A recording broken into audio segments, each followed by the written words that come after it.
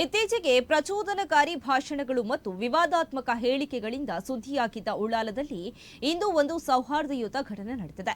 ಹಿಂದೂ ಯುವಕನೊಬ್ಬ ತನ್ನ ಸ್ವಂತ ಖರ್ಚಿನಲ್ಲಿ ಮಸೀದಿಯಲ್ಲಿ ಇಫ್ತಾರ್ ಕೂಟವನ್ನು ಆಯೋಜಿಸುವ ಮೂಲಕ ಸೌಹಾರ್ದ ಮೆರೆದಿದ್ದಾನೆ. ನಾವೆಲ್ಲ ಒಂದೇ, ನಾವೆಲ್ಲ ಅಣ್ಣ ತಮ್ಮಂದಿರಂತೆ ಬದುಕಬೇಕು. ಈ ಸಂದೇಶವನ್ನು ಸಾರುವ ಸಲುವಾಗಿ ನಾನು ಈ ಇಫ್ತಾರ್ ಕೂಟವನ್ನು ಆಯೋಜಿಸಿದ್ದೇನೆ ಎಂದು ನವನೀತ ಉಳ್ಳಾಲ ಹೇಳಿದ್ದಾರೆ. ನವನೀತ್ ಅವರ ಈ ಸೌಹಾರ್ದ ಕಾರ್ಯ ಎಲ್ಲರ ಪ್ರಶಂಸೆಗೆ ಪಾತ್ರವಾಗಿದ್ದು, ಈ ನಿಟ್ಟಿನಲ್ಲಿ ಮಸೀದಿ ವತಿಯಿಂದ ಅವರನ್ನು ಸನ್ಮಾನಿಸಲಾಯಿತು. ಉಳ್ಳಾಲದಲ್ಲಿ ನಡೆದ ಈ ಘಟನೆ ಕೋಮು ಸೌಹಾರ್ದತೆಗೆ ಒಂದು ಮಾದರಿಯಾಗಿದೆ. ಇಂತಹ ಕಾರ್ಯಕ್ರಮಗಳು ನಮ್ಮ ಸಮಾಜದಲ್ಲಿ ಶಾಂತಿ ಮತ್ತು ಸಾಮರಸ್ಯವನ್ನು ಕಾಪಾಡಲು ಸಹಕಾರಿಯಾಗುತ್ತವೆ.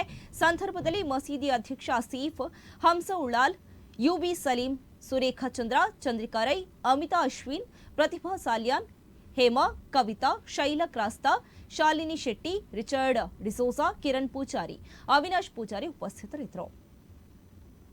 ನಾವು ಇವತ್ತು ಸುಂದರಿಬಾಗ್ ಮಸೀದಿಯಲ್ಲಿ ಸೌಹಾರ್ದತೆಯ ಒಕ್ಕೂಟವನ್ನು ನಾವು ಮಾಡಿದ್ದೇವೆ. ಇಫ್ತಿಕಾರ್ ಸೌಹಾರ್ದ ಕೂಟವನ್ನು ಮಾಡಿದ್ದೇವೆ.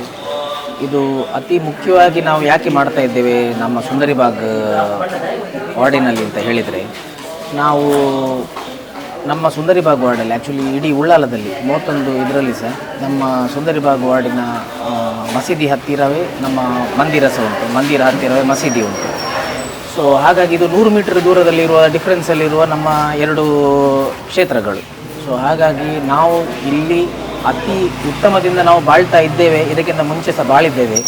ನಾವು ಯಾವುದೇ ರೀತಿಯ ಸಮಸ್ಯೆಗಳು ಇಲ್ಲಿ ಇಲ್ಲದೆ ಇನ್ನು ಮುಂದೆಯೂ ಕೂಡ ನಾವು ಒಳ್ಳೆಯ ರೀತಿಯಿಂದ ನಾವು ಹಿಂದೂ ಮುಸ್ಲಿಂ ಆಗಲಿ ಕ್ರಿಶ್ಚಿಯನ್ಸ್ ಆಗಲಿ ಇವತ್ತು 3 ಧರ್ಮದವರು ಒಟ್ಟಿಗೆ ಸೇರಿ ನಾವು ಒಂದು ಕಾರ್ಯಕ್ರಮವನ್ನು ನಡೆಸಿದ್ದೇವೆ.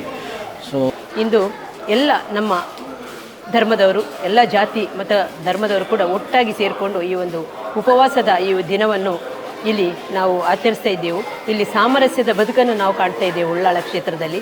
ಬಹುಶಃ ಹಲವಾರು ವರ್ಷಗಳಿಂದ ನಮ್ಮ ಕ್ಷೇತ್ರದಲ್ಲಿ ಎಲ್ಲ ಕಡೆಗಳಲ್ಲಿ ಕೂಡ ಈ ಇಫ್ತಾರ್ ಕೂಟವನ್ನು ಹಮ್ಮಿಕೊಳ್ತಾ ಇದ್ದಾರೆ.